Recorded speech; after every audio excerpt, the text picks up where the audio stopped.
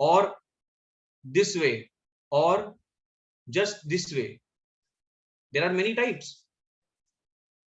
Guys, you can put on your cameras, okay?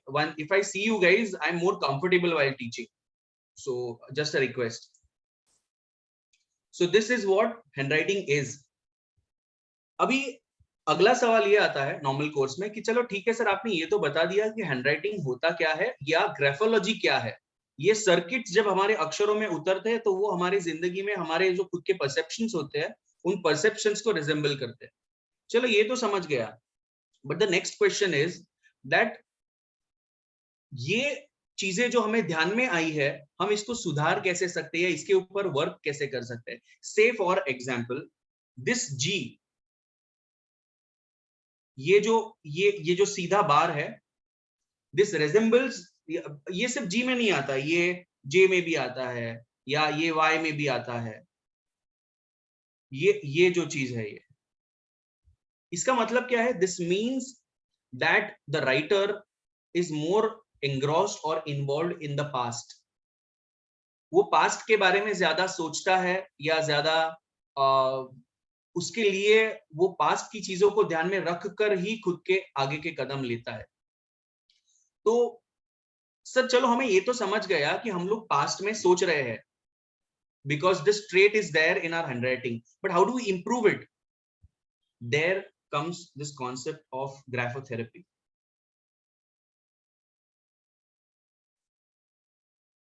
How does graphotherapy crop in? Handwriting बनता कैसे है? आपकी एक विचारधारा बनती है, एक सोच बनती है परसेप्शनली, और वो आपके अक्षरों में उतरकर आपका कैरेक्टर बनती है। पहले हैबिट बनती है, फिर आपका कैरेक्टर बनती है।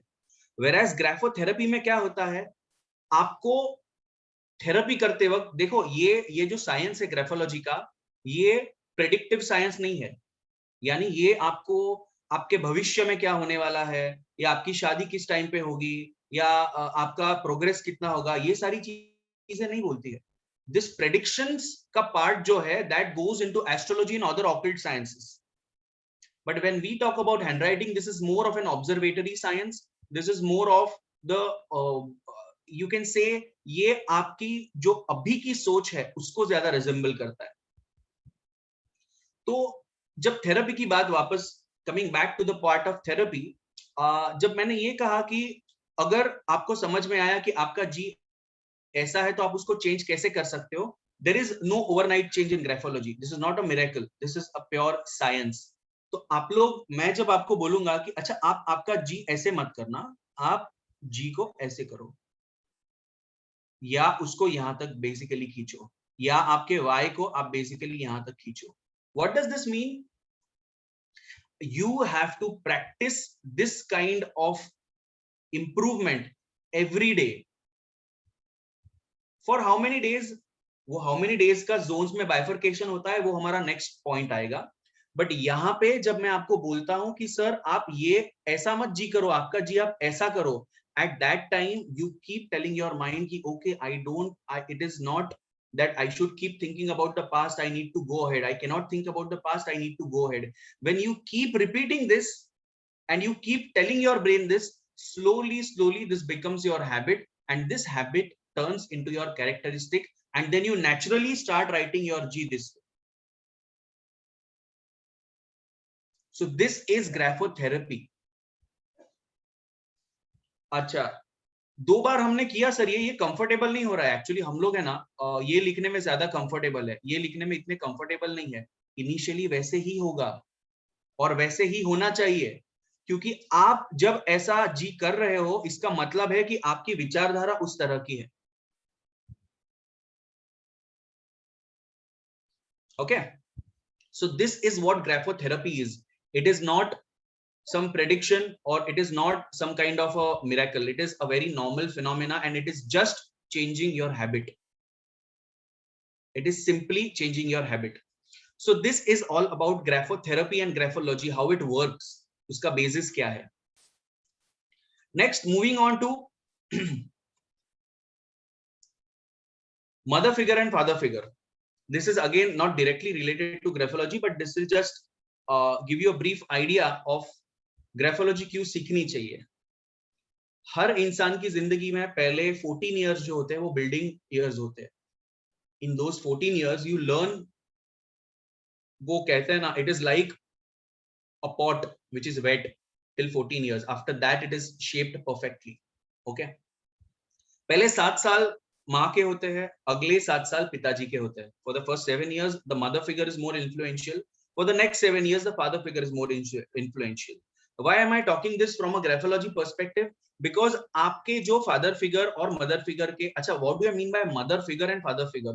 It does not necessarily mean the biological mother or the biological father figure. आप जिनको आपके माता पिता मानते हो वो लोग भी उसी में आ जाते हैं. There might be a question that orphans का क्या इस केस में? If you study their handwritings, तो normally बहुत बार ऐसे होता है कि फादर फिगर का जो लेसर इन्फ्लुएंस है या मदर फिगर का जो लेसर इन्फ्लुएंस है वो इनसिक्योरिटी लाइफ टाइम उनकी हैंडराइटिंग में दिख के आती है. There is some lack of confidence that boosts up only when they get some kind of a good spiritual help which enhances their. आपका ये आर्गुमेंट हो सकता है कि अगर बहुत सारे ऐसे सक्सेसफुल बिजनेसमैन है जो लोग बड़े हुए हैं, although they were orphans, it is definitely possible, but they got that kind of mental help, they got that kind of confidence which helped them improve their own confidence. Why should we learn this? Which category of people should basically learn this science? So as I said earlier, basically 16 years tak, you can say 14 plus 2, these are the building years. इसके बाद मेरे हिसाब से हर इंसान ने ये science सीखना चाहिए. पेरेंट्स ने इसीलिए सीखना चाहिए बिकॉज आपको आपके बच्चे जो पढ़ रहे हैं उनकी हैंडराइटिंग से उनके कुछ ट्रेट्स आपके ध्यान में आ सकते हैं कि एग्जैक्टली इनका सोच किस दिशा में चल रही है एंड कहाँ पे इनको पेरेंटल काउंसलिंग की जरूरत है, कहाँ पे इनको कंफर्ट देने की जरूरत है, वो पढ़ाई में कहीं वीक है तो उसका रीजन क्या है, यहां तक आप लोग ढूंढ सकते हो. Whereas जो 16 प्लस जो करियर बिल्ड कर रहे हैं खुद का अप टू 25 to 30, उन लोगों ने क्यों सीखना चाहिए? क्योंकि आप लोगों को पर्सनैलिटी डेवलपमेंट करना बहुत जरूरी है. your habits and the way you see the world is very important for you to build your career. तो ग्राफोलॉजिकली अगर आपको, जैसे मैंने पास्ट के बारे में कहा, अगर आप बार बार अगर ये चीज कर रहे हो तो आप बहुत ज्यादा, आप इतने पास्ट के बारे में सोचते हो कि आप आगे नहीं जा पाते हो आपके करियर में, आप पढ़ाई भी नहीं कर पाते हो. क्यों? Because your mind is constantly sticking there. So उस केस में अगर आप ये ग्राफोलॉजिकल इंप्रूवमेंट करते हो थेरेपी लेके, in that case you would be able to move forward and go ahead with your career. So this is the category of people which I feel should learn. Basically everyone above 16. This is a wonderful science, guys. This is basically developed in the past 400 to 500 years. And I personally feel that not only English, Sanskrit और प्राकृत का भी इसमें बहुत अच्छा महत्व है. वो if time permits तो मैं उस point पे at the end आऊंगा कि how I see Sanskrit and Prakrit as one of the best languages existing in the human race or ever which existed for the human race. Okay, we'll go ahead. We'll come to that point if time permits at the end. Right now, we'll start with our first point, first topic, which is basically margins.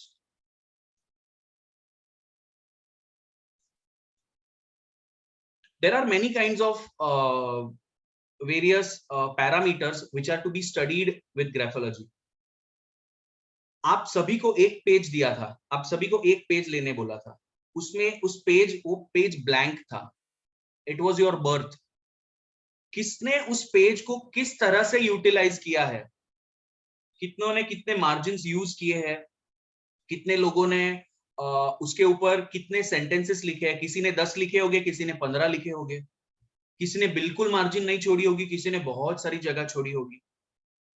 So each one of us is different, right? So there are many different parameters which are to be considered while analyzing any handwriting sample.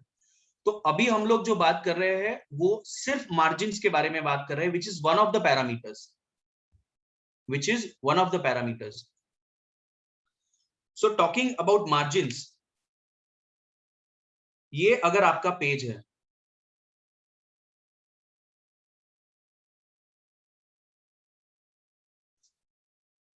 if this is your page,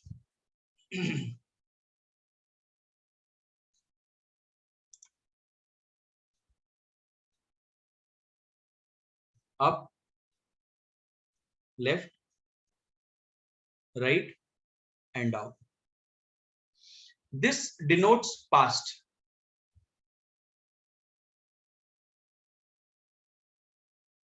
This also denotes past and your roots, originality.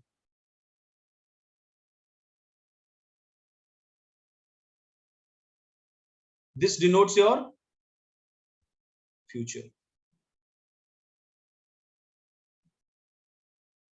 Future and opportunities.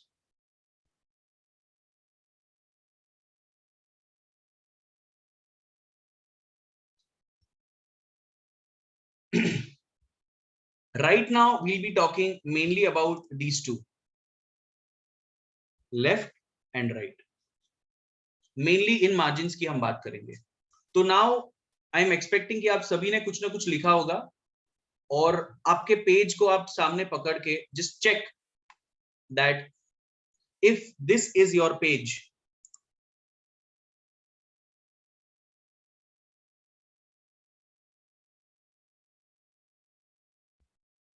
तो आपने कितनी margins छोड़ी है, कहां पे? यहाँ पे आपने कितनी मार्जिन छोड़ी है और यहाँ पे कितनी छोड़ी है. I had specifically mentioned that your pages should be unruled. अगर रूल्ड पेज पे आपने लिखा है तो आप उस पेज पे लिख रहे हो जो ऑलरेडी किसी ने आपको बना के दिया है. That is not blank. वो ऑलरेडी किसी ने आपको वो एक जो उसका okay, you folded the left side. This resembles something else which I'll come to. कुछ लोगों को आदत होती है that they fold that left side, right? It is in a way good habit, definitely. I'll come to it later.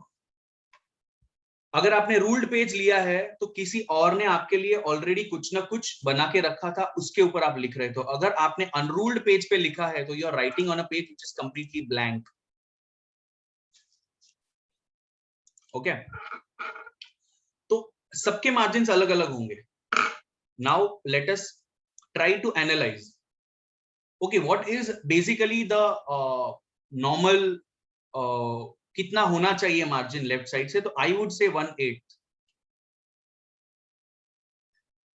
उसको आप scale लेके major मत करते बैठो. नेकेड आई को क्या प्लेजेंट है, that is how you will जज. आपकी आंख को प्राइमा फेसी क्या दिख रहा है, उसके बेसिस पे आपको समझेगा कि अच्छा क्या ये इस पेज को हमने डिवाइड करके अगर इतना मार्जिन छोड़ा है, अगर ये प्लेजेंट लग रहा है, नॉर्मल लग रहा है, इसका मतलब ये स्पेस 1/8 है. You don't have to measure it with a scale. अच्छा, पर अभी सर ऐसा कैसे ध्यान में आएगा कि 1/8 कितना है? आप 1/8 भी बोल रहे हो, आप बोल रहे हो ये भी ऐसा भी प्लेजेंट आई को जो देखेगा. वो जितने सैंपल्स आप धीरे धीरे एनालाइज करोगे उतनी आपके आंख को उसकी आदत होती जाएगी and you will get that judgement that which left margin is proper and which is not. Okay,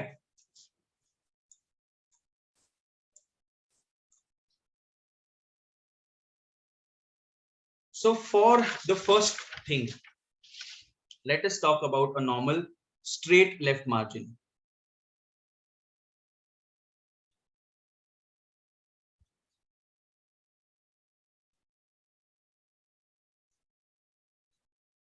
So this is your page and this is how you have written things.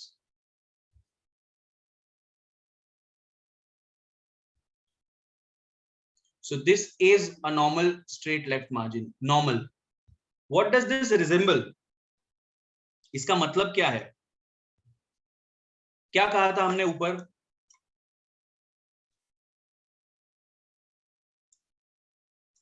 ये आपकी पास्ट है, roots है, originality है, जो left margin है. क्या मैं purely left margin की बात कर रहा हूं? यस. तो क्या इसका मतलब ये हो सकता है that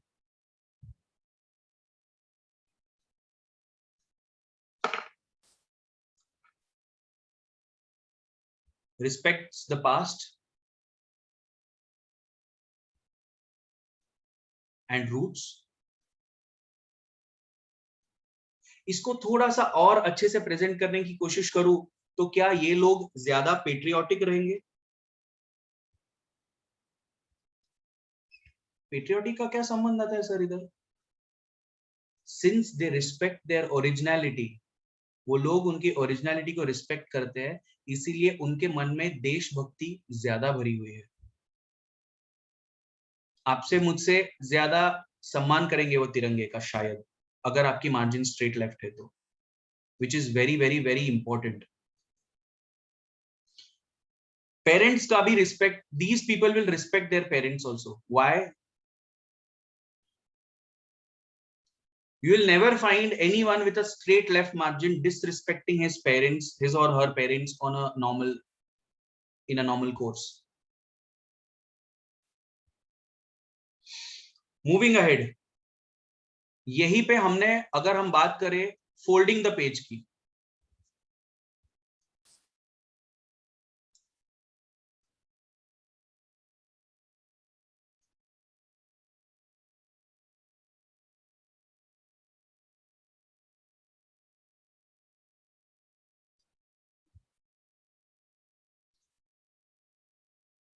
usually folding the page, ये लोग, इनका कहना ये होता है कि ये लोग ज्यादा डिसिप्लिन्ड होते हैं और they expect their family members to follow the same discipline.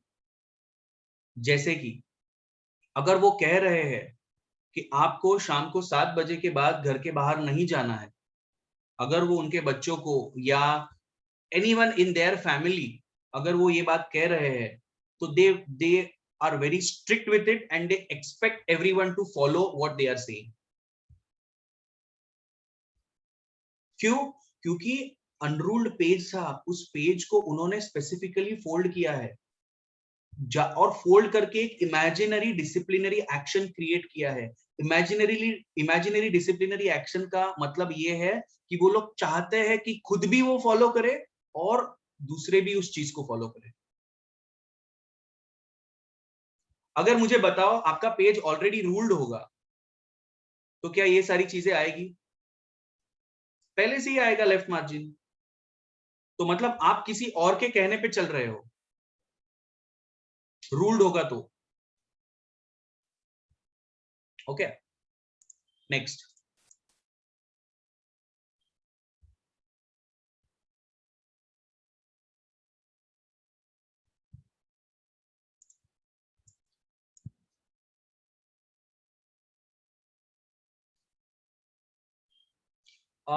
Smita Bang कौन है? I request you to please, आप लिखिए मत कुछ बीच में.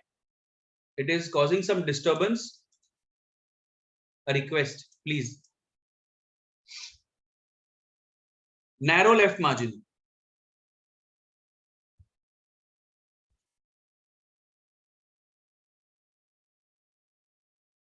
नैरो लेफ्ट मार्जिन एकदम छोटी सी लाइन छोड़ी है, चिपक के लिखा है बिल्कुल. There is hardly any line which is left. क्या मतलब हो सकता है इसका?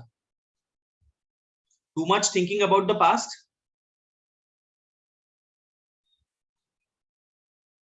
बहुत ज्यादा चिपके हुए पास्ट में. क्या प्रॉब्लम होती है इससे? आप आगे नहीं बढ़ पाओगे दोस्तों. अति तिथे माती, एक बहुत अच्छी जो मराठी सेइंग है. Secondly what?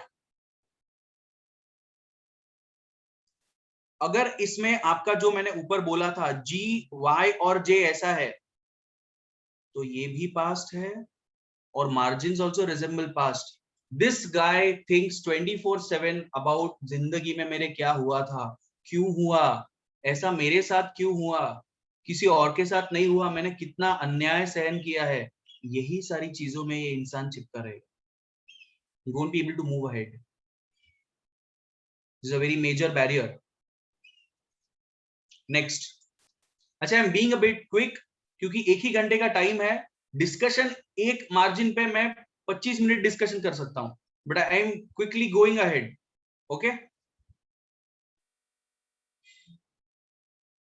ऑपोजिट ऊपर का wide left margin.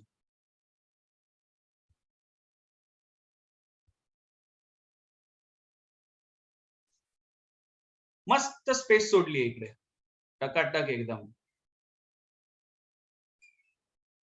Way more than 1/8. What does this mean? Totally detached from past.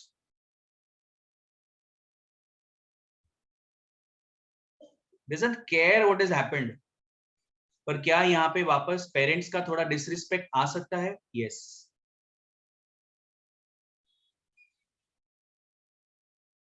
You cannot say exactly he will be verbally abusive to his parents, his or her parents, but उनके जो खुद की parents की सोच है उस सोच को वो इतना रिस्पेक्ट नहीं करेंगे, वो खुद की सोच को ज्यादा रिस्पेक्ट करेंगे.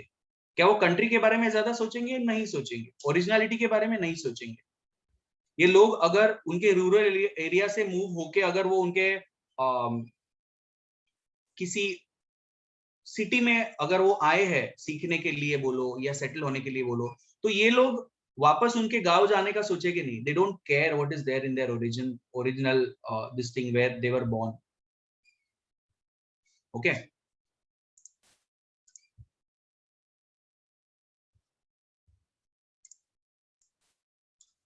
Next. widening left margin. Now this is important and interesting.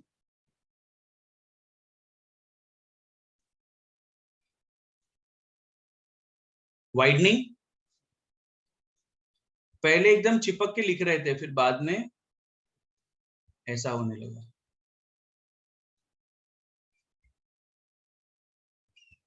Wide हो रही है ये मार्जिन. अगर आपने 3/4 पेज लिखा है तो ही शायद आप इस चीज को बराबर से एनालाइज कर पाओगे. और पहले लिखने क्यों बोला था? क्योंकि बाद में लिखोगे तो आप कॉन्शियस हो जाओगे कि अरे बाबा वाइडनिंगचा अर्थ असा असतो, नको लिहायला तसं. So what is widening left margin? Issues with the father figure. वडिलांबरोबर जास्त पटत नाही किंवा त्यांचे विचार जास्त पटत नाहीत.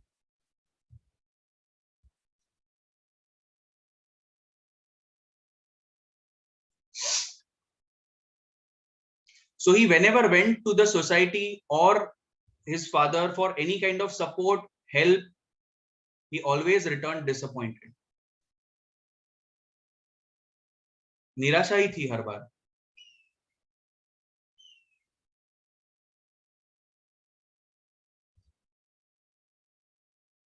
ये उसकी हैंडराइटिंग में रिजेंबल होता है. अच्छा, यहाँ पे अगर फिर सर आप ऐसा समझ लो कि मेरा ज्यादा वाइडनिंग नहीं है, इतना ही वाइडन है, ज्यादा नहीं है, तो उस केस में आपका जो इंटेंसिटी है आपके कॉन्ट्रडिक्शन का या आपके आपके जो भी फादर है या जो भी फादर फिगर है उनके साथ जो कॉन्ट्रडिक्शन का आपका लेवल है वो कम हो जाएगा. You have to analyze in that way.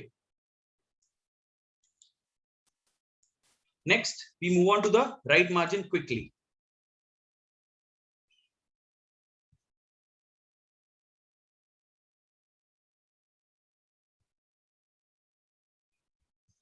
Right margin में ऊपर क्या था? Opportunities and future.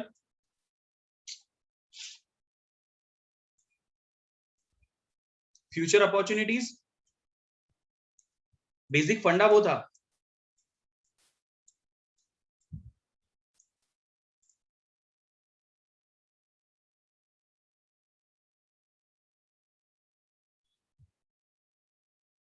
Yes, Abhishek, that means that what you are saying is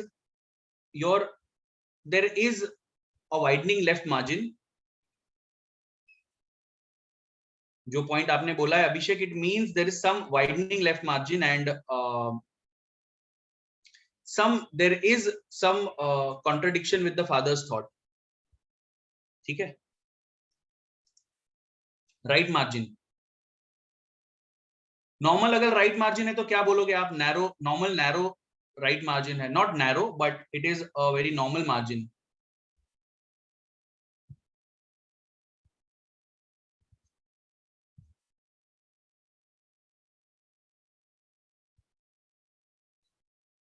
futuristic approach,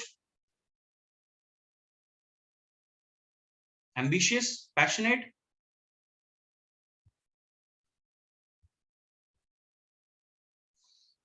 आगे कुछ करने की इच्छा शक्ति जो है वो बहुत अच्छी है.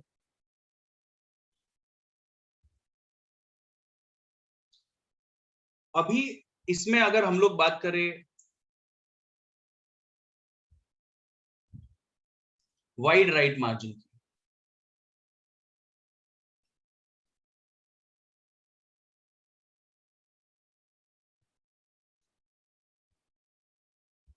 ये बहुत कॉमन होता है, बहुत सारा स्पेस छोड़ा हुआ है.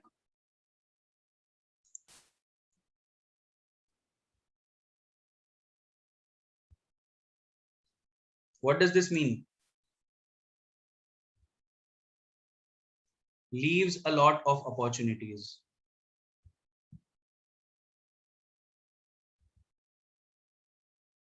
ये ट्रेड्स है दोस्तों. तो क्या ग्राफोथेरेपी में अगर आप आपकी इस मार्जिन को छोटा करोगे, राइट मार्जिन को, तो क्या इससे आपका अपॉर्चुनिटीज लेने का जो इच्छा शक्ति है वो बढ़ जाएगा? Yes, you will try to encash every opportunity. अगर आपकी ये मार्जिन को आप ग्राफोथेरेपी के थ्रू कम करते हो तो. बहुत छोटी छोटी चीजें हैं, बट ये चीजें आपके सबकॉन्शियस में क्या चल रहा है इसको इतने अच्छे से रिजेंबल करती है that you can't believe it.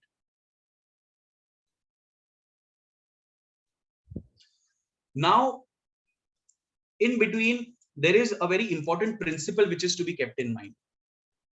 आप लोगों में से कोई ये क्वेश्चन बीच में पूछ सकता था दैट सर अगर ये चीज ऐसी है दैट यहाँ पे मेरा जी ऐसा नॉर्मल है बट मेरा जो ये मार्जिन है ये पूरा चिपक रहा है, इसका मतलब क्या होता है? लेफ्ट मार्जिन की बात कर रहा हूं. ऊपर आपने बोला कि अगर जी और ये लाइन ऐसा है, यहां पे जो आपने बोला था वो क्या था कि बाबा अगर जी और ये अगर मैच हो रहा है, ये दोनों सेम है, इसीलिए आपने कहा स्टिकिंग टू द पास्ट है. But what if they are not same? What if my G is this and my margin is very stuck to the left side? These are opposite things. ये traits तो opposite है, तो इसको आप क्या बोलोगे? there is an important principle in graphology which is the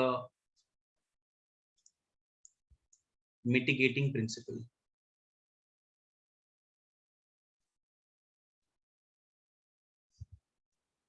अगर कोई ट्रेट बता रहा है कि आपकी सोच x है और दूसरा ट्रेट बता रहा है कि आपकी सोच y है, तो इन दोनों का कुल मिला के अर्थ होता है that you should not talk about this trait because ये कभी कभी आप पास्ट में चले जाते हो, कभी कभी आप बिल्कुल पास्ट के बारे में नहीं सोचते हो.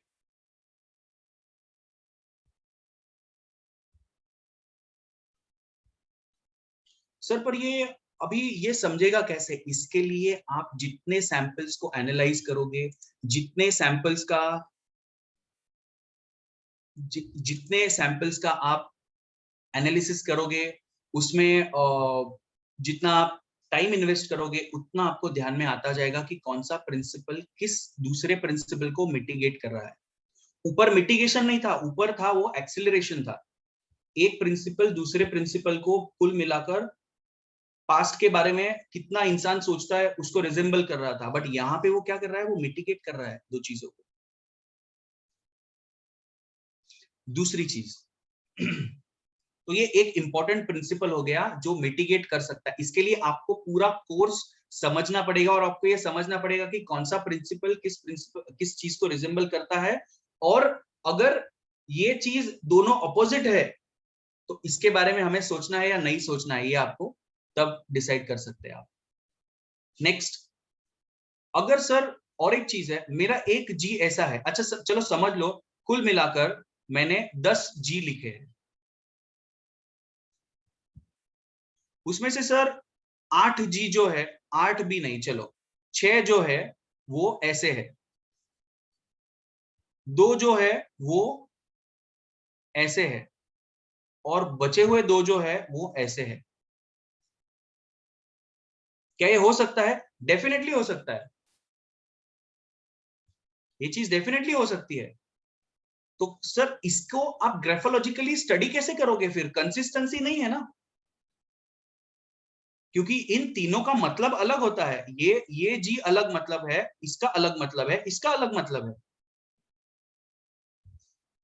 तो यहाँ पे आपको देखना है कि नंबर ऑफ टाइम्स कौन सी चीज रिपीट हो रही है।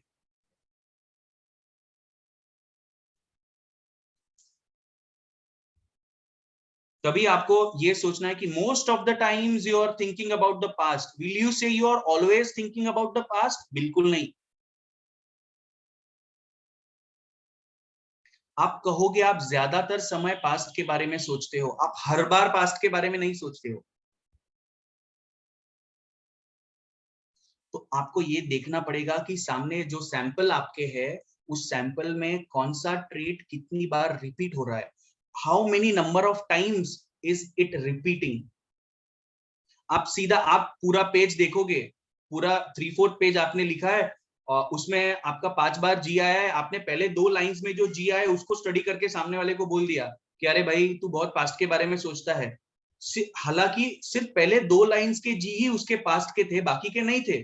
तो आपका एनालिसिस ही गलत चला गया। सामने वाला बोलेगा कि क्या बोल रहा है, गलत है ये बात, मैं नहीं सोचता हूँ इतना पास्ट के बारे में। आपने कहना चाहिए था आप कभी कभी पास्ट के बारे में ज्यादा सोचते हो, कभी कभी। आपने कह दिया आप सिर्फ पास्ट के बारे में सोचते हो। तो remember one thing, the analysis is not wrong, what is wrong is your reading. Science usually गलत नहीं होता है, आपका रीडिंग उसमें गलत चला जाता है।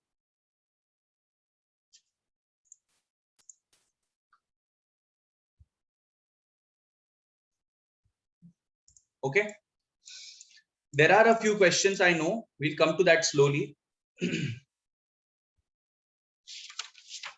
Now let us move on to a very interesting again next thing which is known as, I am speeding up because I have only 1 hour, मेरे पास सिर्फ 1 घंटा है, इसीलिए मुझे स्पीड अप करना पड़ेगा।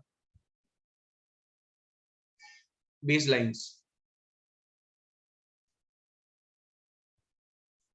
क्या है? ये बेसलाइंस क्या है? ये अगर आपका पेज है, आपका पेज मैंने अनरूल्ड लेने बोला था। क्यों बोला था अनरूल्ड, उसका और एक एग्जांपल आपको देता हूं। अगर आपका लाइंस, बेस लाइंस इमेजिनरी ऐसे जा रहे हैं ऊपर, उस पेज को आप पकड़ो और नॉर्मली पकड़ के उसको पढ़ने का ट्राई करो। अगर आपके लाइंस पूरे पेज को पकड़ के ऐसे ऊपर जा रहे हैं, they are going, left is down and right is up, this resembles more optimism.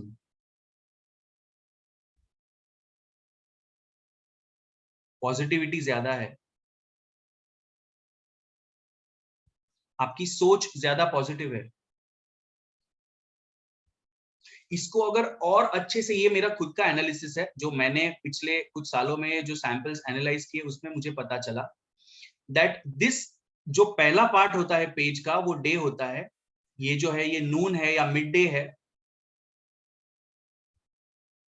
और the lower part is night.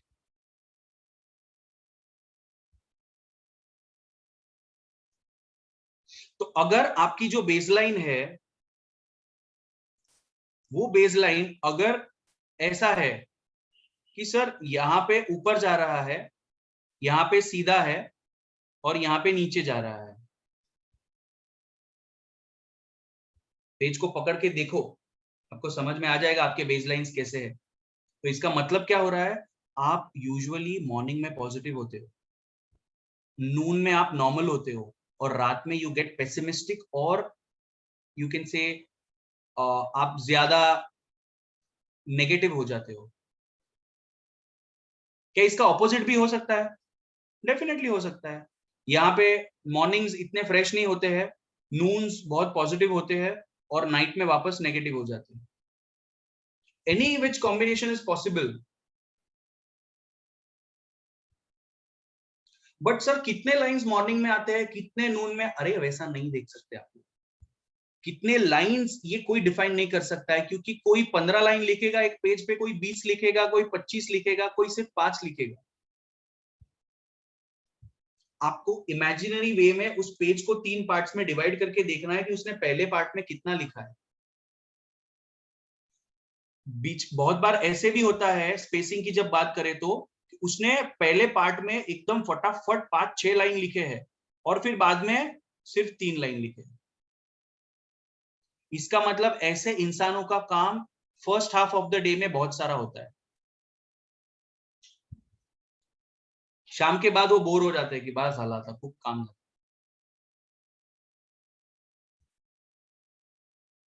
This is what baselines are. तो यहाँ पे ऑप्टिमिज्म, पॉजिटिविटी आ गया। अगर नैरोइंग बेसलाइंस है तो आप क्या करोगे? This means depression.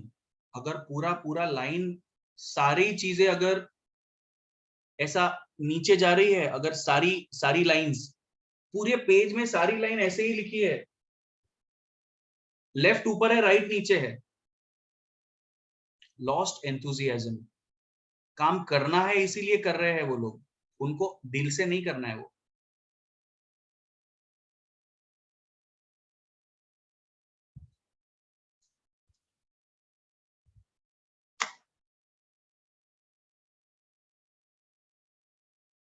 I hope you guys are noting down.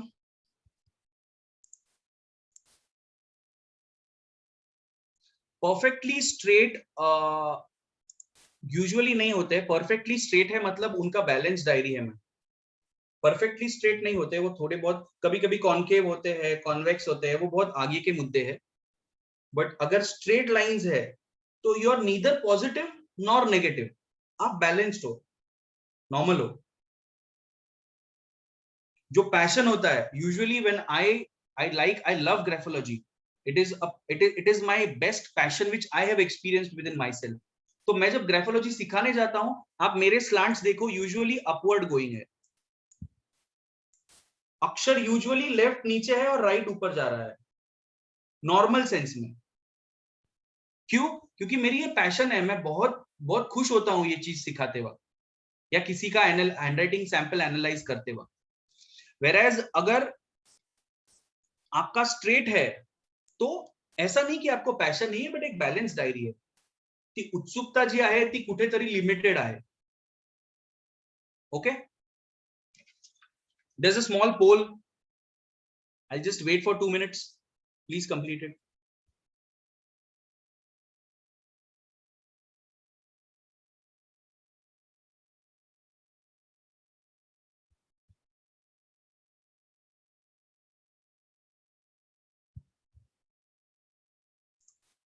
Okay,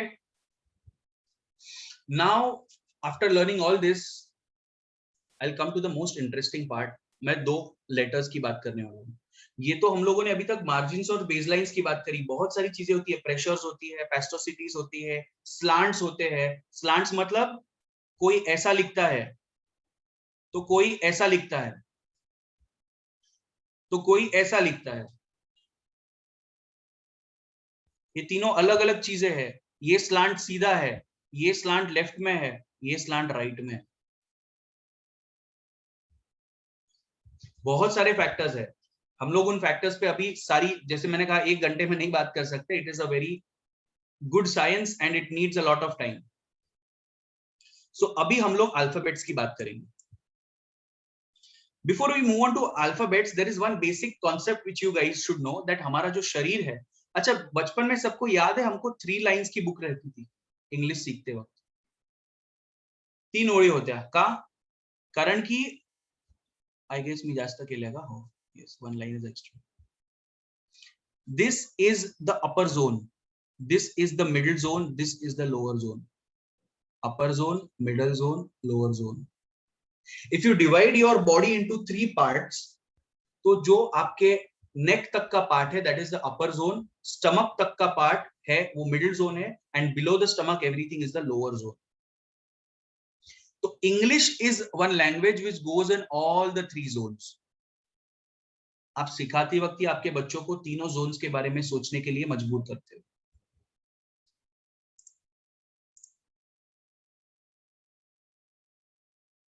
sure, I will be doing that tomorrow. Smita, एक पूरा एनालिसिस करने वाले हैं कल के लिए. ओके, सो ये अपर जोन है, मिडिल जोन और लोअर जोन. 26 अल्फाबेट्स में सिर्फ एक ही अल्फाबेट है जो तीनों जोन्स में जाता है. कौन सा? एफ.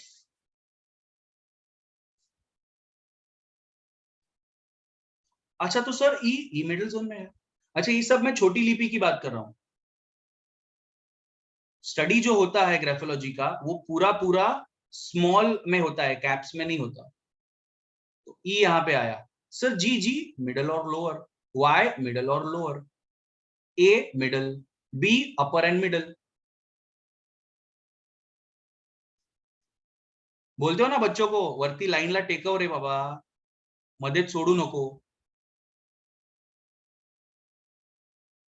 तो अगर आपका ई ऐसा है, यानी ई ज्यादा करके आपके मिडल जोन, यानी हेल्थ ग्राफोलॉजी वाइज वो आपके पेट के बारे में बात करता है. आपके ई की पढ़ाई से आपको समझ सकता है कि आपका डाइजेशन कितना अच्छा है या नहीं है, या whatever. So now today we are going to talk about F. So this is the upper zone, this is the middle zone, this is the lower zone, this is the patient's bar.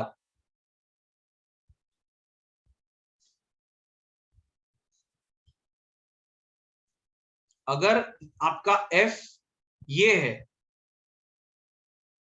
ये पहला type है, lack of patience.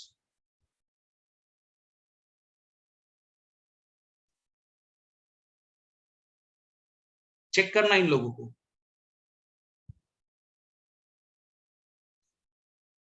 I hope you guys are with me.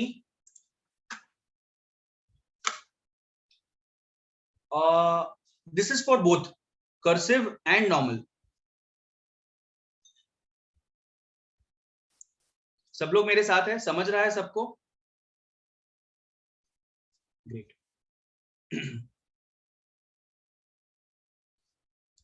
दूसरा type, sir मेरा F तो ऐसा है, इसका मतलब क्या है? ओनली प्लानिंग,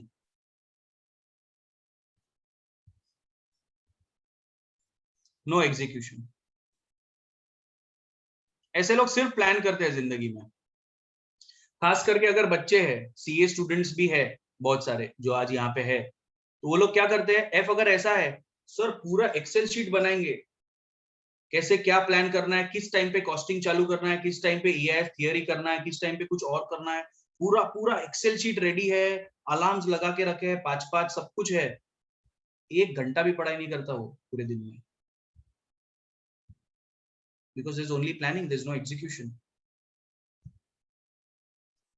सर फिर उल्टा अगर हो तो, what if this it's this, there is direct execution.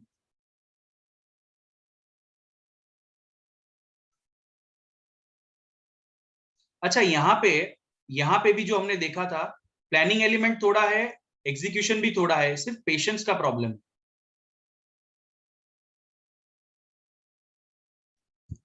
ये लोग क्या कर रहे हैं, ये वाले डायरेक्टली एग्जीक्यूशन, प्लानिंग आया दिमाग में कर दिया,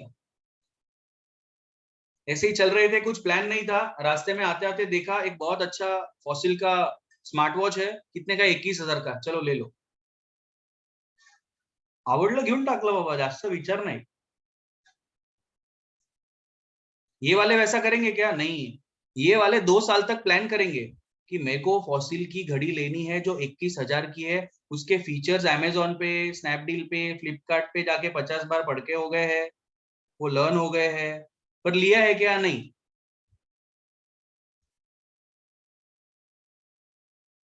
नेक्स्ट, सर मेरा एफ तो ऐसा है, ये वाला एफ बहुत थोड़ा कॉमन है, कुछ कुछ लोग ये वाला एफ बहुत करते हैं। yes there are a lot of messages,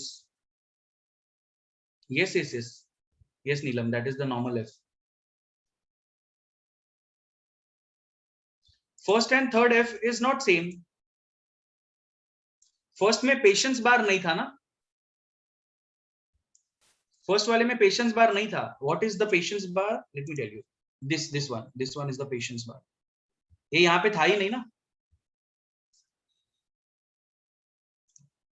तो ये एफ का मतलब क्या है नॉर्मल वाले? अच्छा चलो, लेट मी फर्स्ट एक चीज आपके लिए ऐड करके रखता हूं, दिस अपर जोन वाला एफ जो है, this is planning, this lower zone wala is execution, this balloon I'm talking about, the balloon,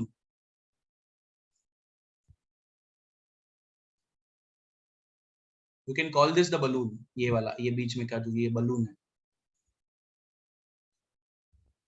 तो यहाँ पे प्लानिंग है, एग्जीक्यूशन है, और ये पेशेंस बार है, तो प्लानिंग और एग्जीक्यूशन के बीच में पेशेंस हो सकता है, होना चाहिए। तो अभी बोलो इन लोगों के बारे में आप क्या कहोगे?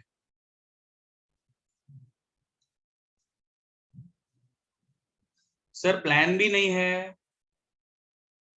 सर एग्जीक्यूशन भी नहीं है, पेशेंस है, किस चीज के लिए पेशेंस है फिर? These guys usually don't plan and they just, वो लोग जो आ रहा है वैसा करते चलते हैं, there is no structure as such। बहुत लोग बोलेंगे सर पहले मेरा एफ है ना वो ऐसे था, अभी वो ऐसा है, तो आपका ट्रेट अपने आप चेंज हुआ है दोस्तों, आपने ग्राफोलॉजी सीखा नहीं है, पर फिर भी आपका हैंडराइटिंग चेंज हो सकता है अगर आपकी सोच बदलेगी तो।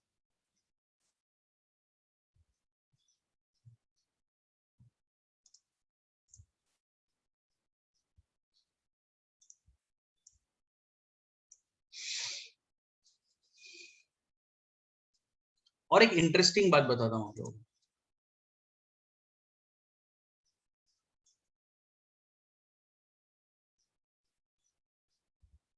सर अगर ये एफ जो है, मेरा एफ आपने जो बोला वैसा कैसे, हाँ अच्छा ये बलून छोटा है, someone had this query right, so planning element execution से कम है,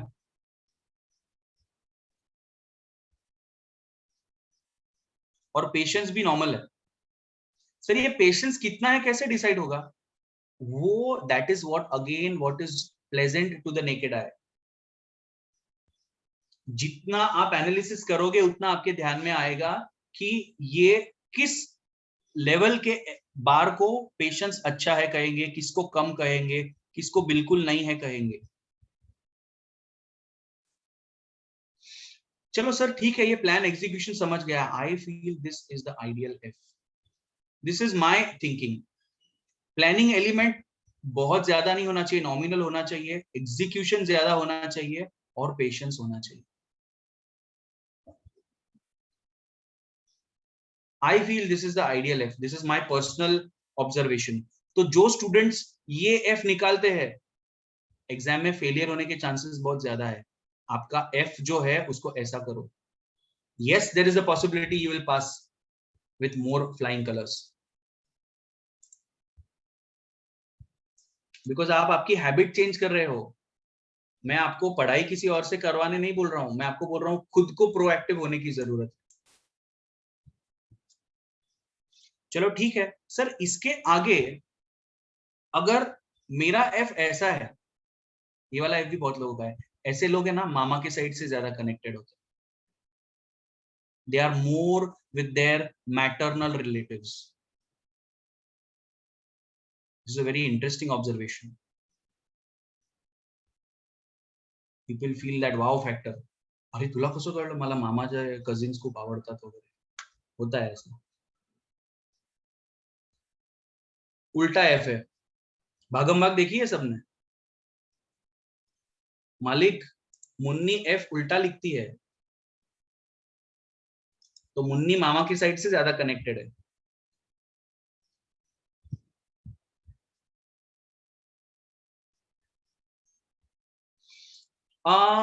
Yes, Neelam, actually we are not trying to bifurcate between cursive and normal handwriting. This is just that how your pen flows. Okay, this is more of that.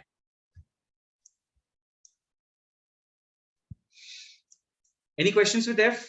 I'm going ahead. We are running out of time. Yes, in school they teach F like this, F but curve line. That is what the problem is.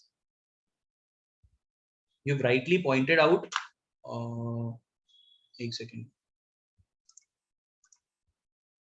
Sarika जी आपने बराबर बोला, वही तो problem है. ये लोग school में ही strokes ऐसे सिखाते हैं कि बच्चे मजबूर हो जाते हैं उस तरह से सोचने के लिए. Graphology should be taught in school only, क्योंकि ये पर्सनालिटी डेवलपमेंट में बहुत हेल्प करता है. आपको समझ में आता है कहां पे आप गलत जा रहे हो. Next we'll quickly talk about R.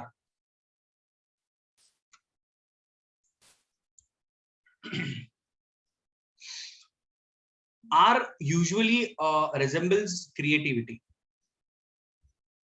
अच्छा, there is one trait which I wish to tell in F also. अगर F में आपका ये नॉट है ऐसा, ये F निकाला बट यहाँ पे ऐसी गांठ हो रही है पेशेंस बार में, ये ऐसा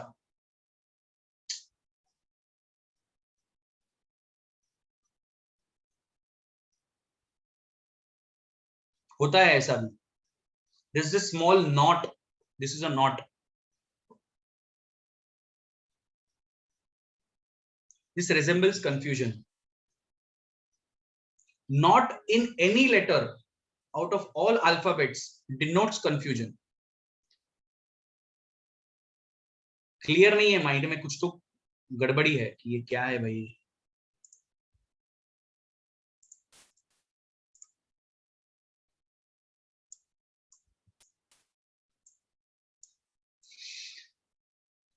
आर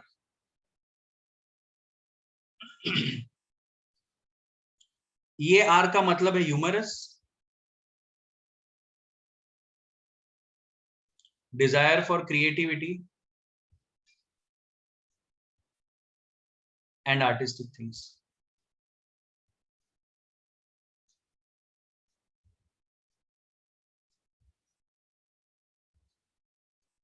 आर ऐसा है.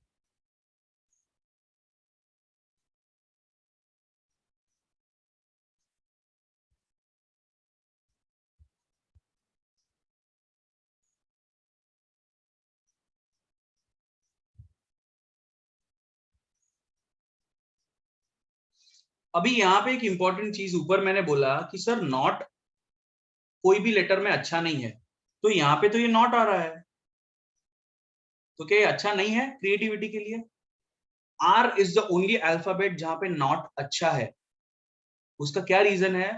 कंफ्यूजन तो डिनोट करता ही है वो ट्रेट, उसका बेसिक रीडिंग नहीं चेंज होता, but confusion promotes creativity.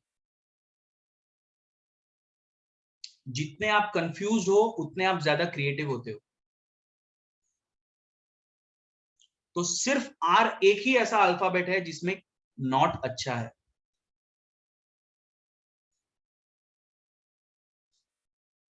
Sir मेरा आर ऐसा भी नहीं है, ऐसा भी नहीं है, मेरा सिंपली ऐसा आर है.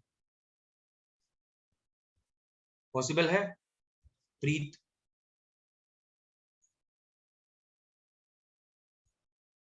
या प्रीत? या प्रीत, तीनों अलग है।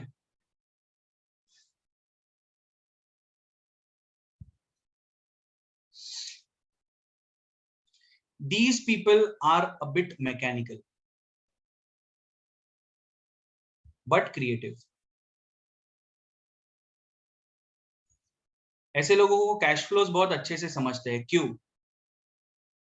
क्योंकि एक सिंपल रीजन है दोस्तों, ये देखो यहाँ पे दो जगह पे नॉट आ रही है। आप अगर लेमैन एक नॉर्मल थिंकिंग में सोचोगे तो ये आर लिखना आसान है, ये आर लिखना मुश्किल है, पर उनको वो फ्लो समझ में आता है उन लोगों को। इसका मतलब these people can understand cash flows better, क्योंकि जो पेन का फ्लो है उसमें वो लोग कहीं कंफ्यूज नहीं होते, लेकिन वो लोग मैकेनिकल है।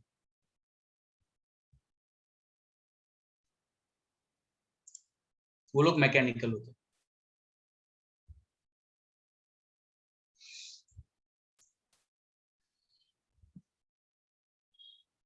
They usually make good synchronization out of you can say complicated situations. क्यों? अगेन क्योंकि उनका माइंड उस डायरेक्शन में चलता है। वो लोग कैश फ्लोज को ज्यादा इजीली समझ सकते हैं।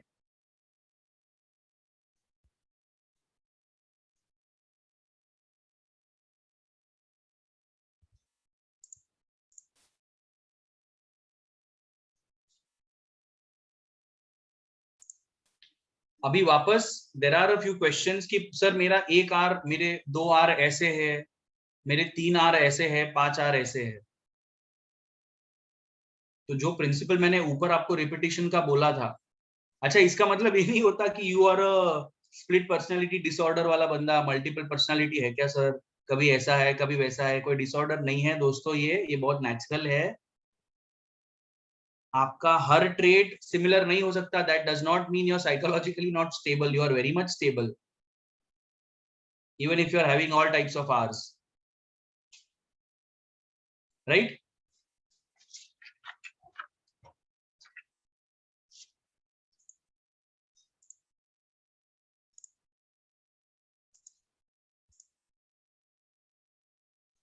yes, without a not। अच्छा कुछ लोगों का कंफ्यूजन ये है कि मेरा आर सीधा ऐसा है विदाउट अ नॉट।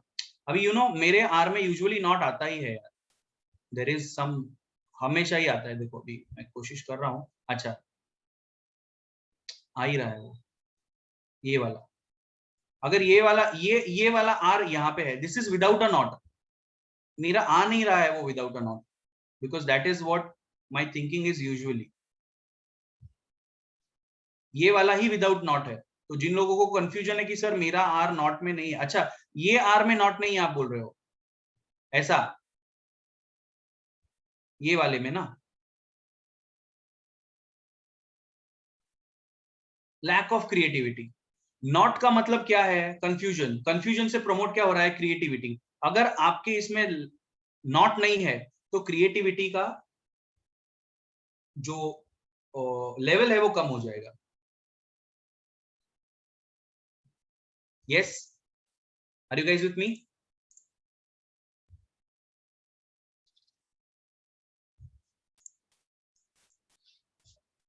देखो अगर मेरा हैंडराइटिंग आप ऊपर से देखोगे तो यूजुअली मैंने लेफ्ट मार्जिन छोड़ दी है।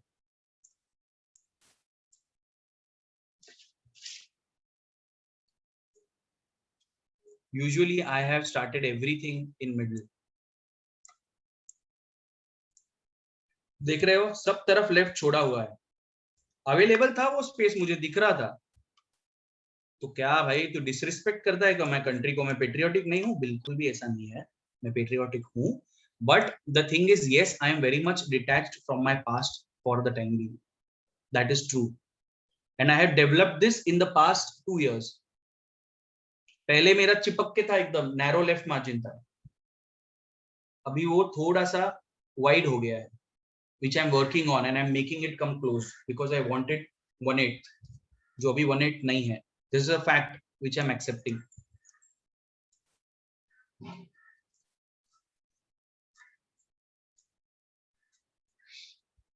So this is it from my end।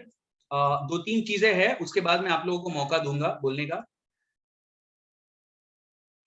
I try to deliver the best जो 1 घंटे में पॉसिबल था. ये चीजें 1 घंटे वाली नहीं है, इसमें बहुत सारा डिस्कशन और हो सकता है, बट मुझे डेमो देना था आप लोगों को, नॉलेज पास ऑन करना था, सो दैट आप लोग समझे that how wonderful this science is. और आप सोचो, अगर आप आपके बच्चों में देख रहे हो कि अरे बच्चों का जो ये है बेसलाइन है, वो अगर पूरा लेफ्ट में जा रहा है, तो आप आपके बच्चे को कितने बड़े ब्लंडर से बचा सकते हो, ये समझ के कि वो अभी नेगेटिव सोच रहा है, वो पेसिमिस्टिक हो गया है. You can improve his base lines. उसको बोल सकते हो कि बेटा तू ऐसा लिख. ऑटोमेटिकली ये पेरेंटल काउंसलिंग हो जाएगा. वैसे ही अगर स्टूडेंट्स, आप लोग पढ़ाई करते वक्त अगर इस चीज को फॉलो करोगे, तो आप लोग भी ऑटोमेटिकली इंटरनली पॉजिटिव होना चालू हो जाएगा. क्या इसका इंटेलिजेंस से कुछ लेना देना है? बिल्कुल नहीं है. These are just normal traits जो दिखाते कि आप किस तरह से खुद को इंप्रूव कर सकते हो. So some tomorrow we are going to continue with some more alphabets. आज हमने 4 चीजें करी. Margins, we quickly revise. Margins, left right. Left is for past और योर पेरेंट्स और your originality. Right is mainly for your future and opportunities. Up and down पे ज्यादा concentrate नहीं किया है, क्योंकि that is usually not something which is more to be read. Next we come down to baselines. ऊपर जा रही है तो पॉजिटिव है, नीचे जा रही है तो पेसिमिस्टिक है. पेज को 3 पार्ट्स में डिवाइड करोगे तो डे, मिड डे और नाइट है. उसके बाद हमने 2 लेटर्स के बारे में बात करी, एफ और आर.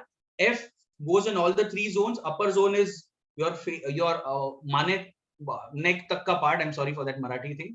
नेक तक का पार्ट, देन पेट तक का पार्ट is your middle zone, and below the stomach is your lower zone. F goes in all the 3 zones. Planning, patience bar and execution. R is more about creativity. Not is good only in R. KNOT wala not. So I hope this is what my deliverable for today was. Tomorrow we are going to learn more. This is going to be a continuation in today of today's lecture. कल जो भी होगा वो हम कल और alphabets के बारे में जानेंगे. उसके पहले आपको अगर कुछ भी इंक्वायरी करनी है तो you can mail us on info@neuromonk.com. I'll just write it down.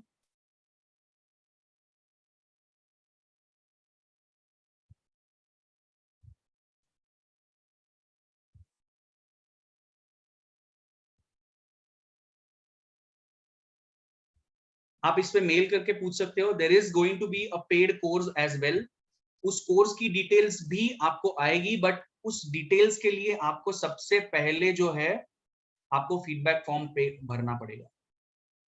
Very important guys, because see this is very honestly I am telling you, I wish to deliver, and for that अगर कुछ monetary obligation आया तो ही हम दोनों में वो discipline रहेगा to understand and to learn. You would be willing to learn because you have paid. I would be willing to deliver because I have taken money. This is not going to be some exorbitant money. Okay. Secondly, ये feedback form इसीलिए भरना है ताकि हमें समझे कि कहाँ पे हम लोगों को किस तरह से डिलीवर करना है, और आप लोगों ने जो मैं देना चाहता हूँ उसको किस तरह से लिया है. So this feedback form is very important for us. So please, please, please, it is a request कि आप 2 मिनट स्पेयर करके डिटेल में इस फीडबैक फॉर्म को भरिए, और आपका जो भी ओपिनियन है definitely we'll welcome. If you want us to improve at some point, we are open for it, we are receptive for it, but please आप feedback form भरिए. So feedback का चीज, कल का डिलीवरेबल का चीज, आपको क्वेश्चंस है तो आप न्यूरोमॉन्क पे मेल कर सकते हो. Apart from that you can also inquire on 8007908957 for learning the course and also for consultations. If you want consultations तो वो भी मिल सकते हैं, but I would insist more on learning the course. आप खुद को डेवलप करो, बहुत इंटरेस्टिंग साइंस है. This is going to be on weekends and this would be the most productive thing which you would realize later on, which you've done in the lockdown probably. Apart from that, fees और उसके सारे details एक बार आप feedback form भर दोगे तो आपको सब कुछ मिल जाएगा. व्हाट्सएप पे भी आएगा और आपको मैसेज भी आएगा, मेल भी आएगा. Yes, so hope to see you guys tomorrow also. Yes, anyone? आपको कोई क्वेश्चंस है, कुछ पूछना चाहते हो, कुछ बोलना चाहते हो? The host will unmute only if welcome. F उलटा नाहीये, मी मॅटर्नल साइडला कनेक्टेड आहे, त्याचा काय अर्थ? Okay, your F is not उलटा, but still you're connected to the maternal side. This उसका कहना है, उसका F ऐसा नहीं है, but still she is more connected to the maternal side. See, you're connected to the maternal side because probably you're not finding anyone on your paternal side or you don't have that much connection. Okay, इसका मतलब ये होता है कि आप उनके बारे में इतना सोचते नहीं हो, although you are connected, क्योंकि आपके पास ऑप्शन नहीं है, या तो फिर वो लोग आपको ज्यादा मानते हैं, बट आप उनके बारे में इतना नहीं सोचते हो। ये जो एफ वाले लोग हैं ना, ये उनके मैटरनल पेरेंट्स के बारे में, मैटरनल साइड के बारे में बहुत ज्यादा सोचते हैं। ऐसा ना हो के भी अगर आप मैटरनल में कनेक्टेड हो, तो इसका मतलब आप उनके बारे में ज्यादा सोचते नहीं हो। Do I mean to say you don't care who those guys are वगैरह, ऐसा कहने का मतलब नहीं है। आई जस्ट मीन टू से कि आप ज्यादा उनके बारे में ना सोचते हुए आपकी लाइफ में बिजी हो, बट उनसे कनेक्टेड इसीलिए हो क्योंकि वो लोग आपको ज्यादा पूछते हैं।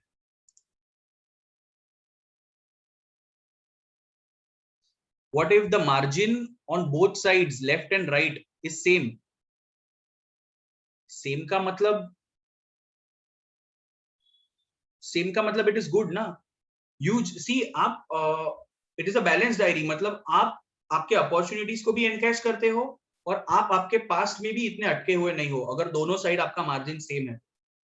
अच्छा, वन इंपॉर्टेंट थिंग, चलो let me tell you, since margin का इश्यू निकला है,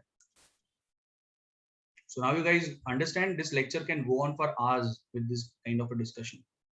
I hope you're not boring, you're not getting bored. Please write in the feedback if yes.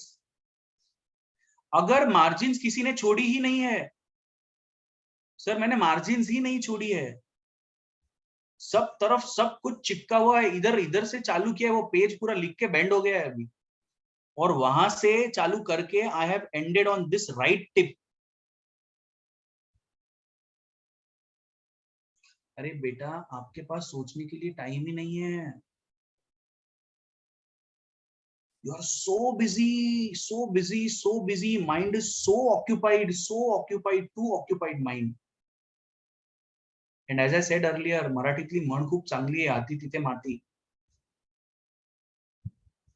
You begin, even in your sleep, you're not sleeping properly because you've left no margins. You're constantly up to something. Not good.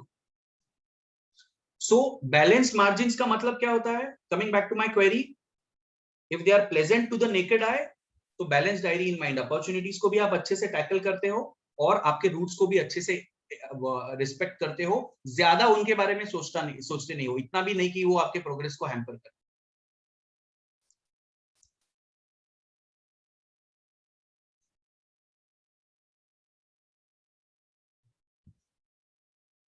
In cursive are not on only left side, not on the right side. Yeah, so that's okay. See, again, don't get confused between right and left knots, because right and left knots का resemblance मैंने अभी तक नहीं बताया आप लोगों को। मेरा सिर्फ कहना है, knots जितने आते हैं उतना क्रिएटिविटी बढ़ता है। वो राइट में है या लेफ्ट में है, दैट इज ओके। ये ऐसे भी हो सकता है और ये ऐसे भी हो सकता है, ये दोनों अलग है, but right now we are purely talking about knots. Yes Swati ma'am, are you okay? Knots मतलब कंफ्यूजन, दैट्स इट।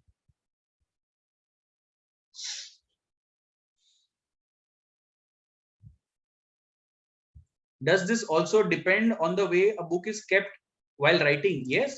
अरे देखो, आप पेज को सीधा पकड़ो, it is not directly related to how have you kept the book.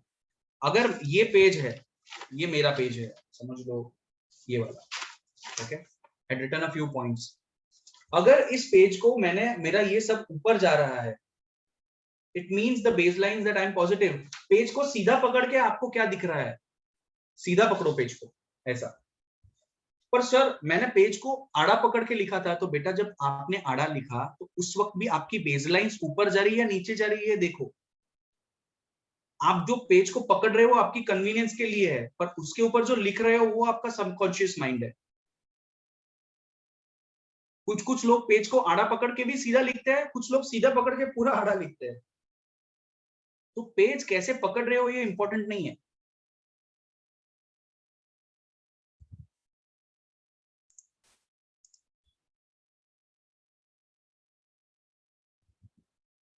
I am using, अच्छा, I am using both.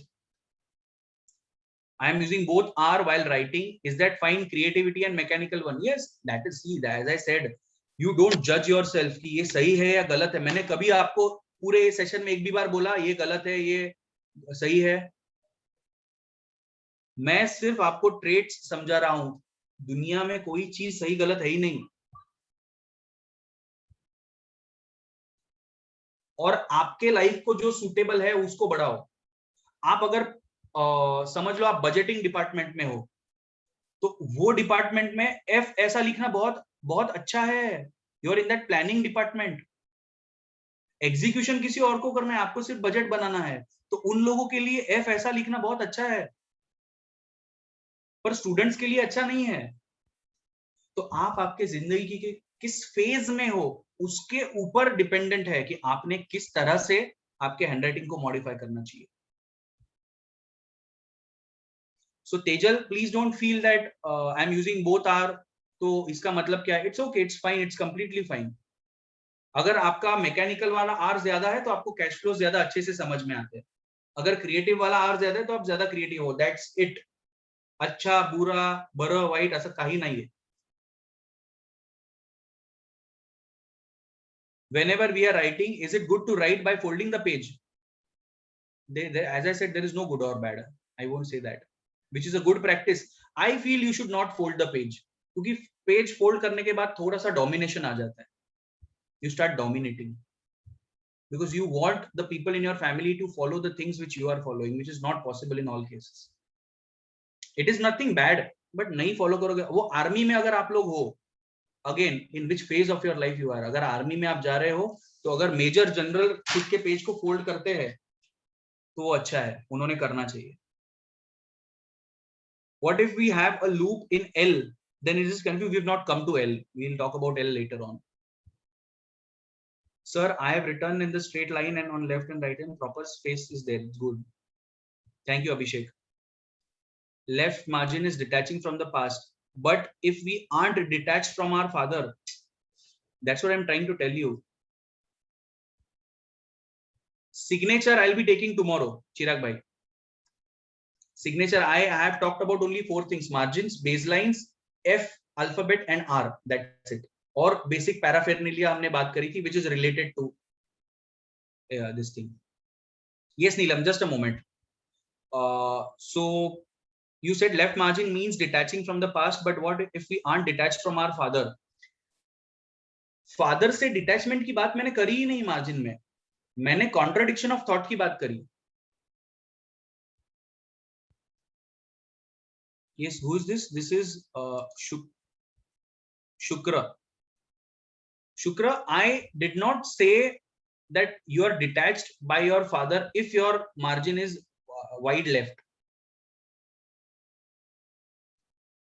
आपका margin अगर वाइड लेफ्ट है तो इट्स ओके। फादर के साथ इश्यूज की बात मैंने कब करी थी? जब आपका वाइडनिंग लेफ्ट मार्जिन है। कॉन्ट्रडिक्टरी थॉट्स है, डिटैचमेंट नहीं है, प्यार उतना ही है, फादर के लिए रिस्पेक्ट भी है, बट उनके थॉट्स में आपको उनके थॉट्स के साथ आप सहमत नहीं हो। वो कहते हैं कि भाई आपको अगर दुकान में गिराइक आता है तो वो गिराइक के साथ रिलेशन बढ़ाओ, 2 पैसे कम कराओ लेकिन रिलेशन रखो। आपका कहना ऐसा नहीं है, आज वो आया है कल आएगा या नहीं पता नहीं, आज प्रॉफिट कमा के छोड़ दो। इसमें कौन सही है कौन गलत है नहीं बोल सकते, बट क्या ये कॉन्ट्रडिक्शन ऑफ थॉट्स है? यस। यस नीलम, गो अहेड।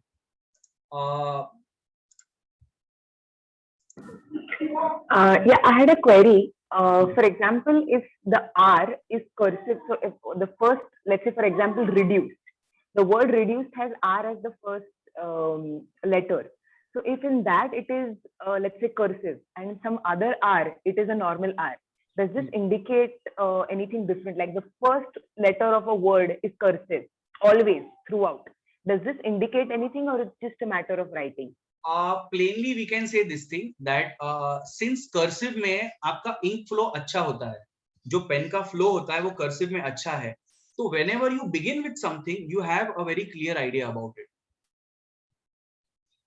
So आपकी शुरुआत अगर specifically हर एक letter की cursive में हो रही है, तो शुरुआत में ही flow बहुत अच्छा है, तो वो आप ये बोल सकते हो कि वो चीज करते वक्त आपका दिमाग में बहुत इजीली वो वेव्स कनेक्ट हो जाते हैं कि अच्छा इससे ये करने से ये ऐसे ऐसे होगा.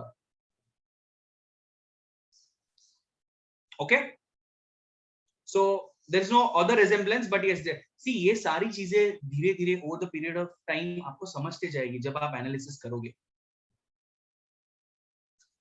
Yes, any more questions?